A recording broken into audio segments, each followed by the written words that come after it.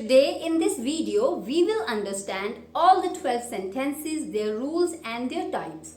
Before going further, I would like to tell you that in making a sentence, whether the subject is plural or singular plays an important role. Now, what is plural subject and what is singular subject? When the persons are more than one, they are considered plural. For example, we and they.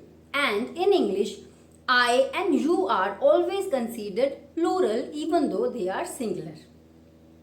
Now, what is singular subject? Singular is he, she or it. They are considered singular subject.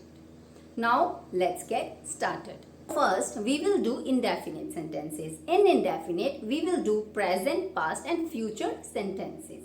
So, let's start with present indefinite.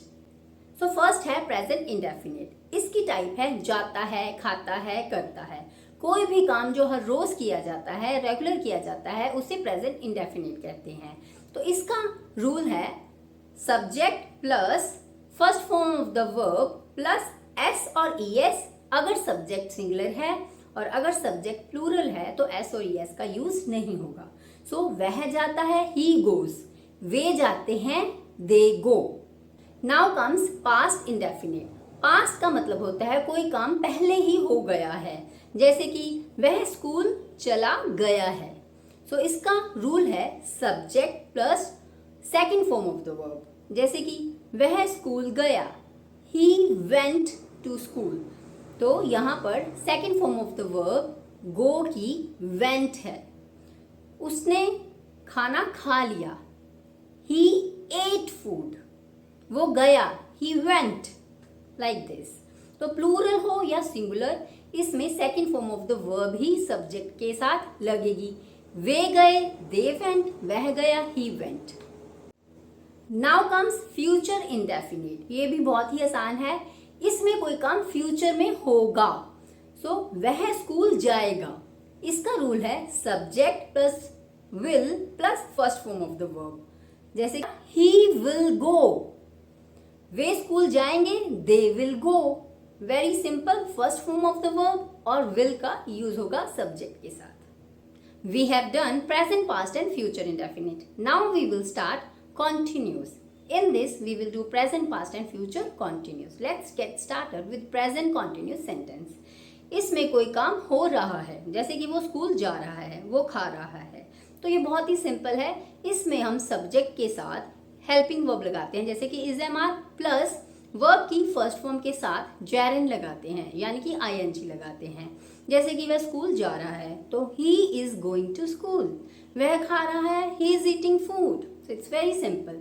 Same way अगर कोई काम past में हो रहा था, जैसे कि वो स्कूल जा रहा था, he was going to school, यानी कि subject plus was plus verb की फर्स्ट फॉर्म के साथ जेरेंड यानी कि आईएनजी. तो he was going to school. वह खाना खा रहा था, he was eating food. Same way अगर हमने फ्यूचर कॉन्टिन्यूस करना है तो इसमें विल बी का यूज होता है. तो वह स्कूल जा रहा होगा. So he will be going to school. Subject plus will be plus verb की first form of the verb के साथ gerund यानी कि ing. So वह खाना खा रहा होगा, he will be eating food. So ये बहुत ही आसान है. So इसे तो आप जरूर यूज करिए. After doing indefinite and continuous, we will start with perfect sentences. We will do present, past and future perfect sentences. So let's get started with present perfect sentences. इसकी टाइप है वह यह काम कर चुका है. कोई काम किसी ने ऑलरेडी कर लिया है तो प्रेजेंट परफेक्ट का यूज होता है. जैसे कि वह खाना खा चुका है. तो इसमें रूल है सब्जेक्ट प्लस हैज या have plus third form of the verb. Has singular subject के साथ एंड हैव प्लूरल सब्जेक्ट के साथ. जैसे कि वह खाना खा चुका है, ही हैज ईटन फूड. वे खाना खा चुके हैं, दे हैव ईटन फूड. ये थे present perfect sentences. Now comes past perfect sentences. तो इसकी टाइप है वे खाना खा चुके थे, वह खाना खा चुका था. तो इसका रूल है subject plus had plus third form of the verb. तो हैज हैव की जगह पे इसमें हैड का यूज होता है. जैसे कि वे खाना खा चुके थे, दे हैड ईटन फूड. वह खाना खा चुका था, he had eaten food। ये बहुत ही आसान है, इसे आप जरूर यूज करें। Now comes future perfect sentences. So future perfect का रूल है विल हैव का यूज करना। इसमें हैड नहीं लगेगा, विल हैव का यूज होगा सब्जेक्ट के साथ, will have plus third form of the verb. जैसे कि वह खाना खा चुका होगा, he will have eaten food। वे खाना खा चुके होंगे, they will have eaten food। So ये थे present, past and future perfect sentences। Now we will move further। perfect continuous sentences, जिसमें हम again past, present, future perfect continuous sentences learn करेंगे। So let's get started। Now we will do present perfect continuous sentences। इस तरह के sentences में कोई काम बहुत समय से हो रहा है और अगर वह समय निश्चित है तो since का यूज होता है, अगर अनिश्चित है तो for का यूज होता है। जैसे कि बहुत समय से बारिश हो रही है, तो इसके रूल होते हैं subject plus has have plus been plus first form of the verb के साथ जेरेंड यानी कि आईएनजी प्लस सिंस या फिर फॉर। जैसे कि बहुत समय से बारिश हो रही है, तो यहाँ पर अनिश्चित समय है, समय पता नहीं है, तो हम बोलेंगे it has been raining for long. और अगर हमें पता हो कि बारिश सुबह से हो रही है तो हम बोलेंगे it has been raining since morning. Now comes past perfect continuous sentences.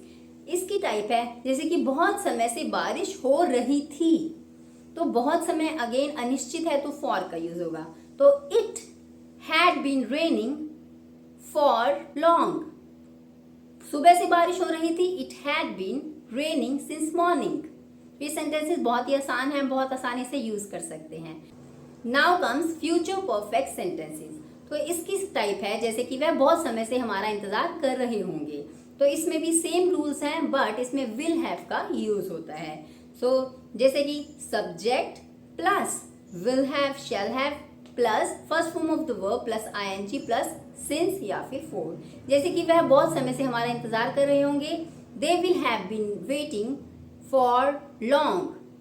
या फिर वो सुबह से हमारा इंतजार कर रहे होंगे, they will have been waiting since morning. तो ये थे सारे सेंटेंसेस। आपकी अगर कोई भी क्वेरी हो तो प्लीज कमेंट करें, लाइक, सब्सक्राइब एंड शेयर करें। Thank you.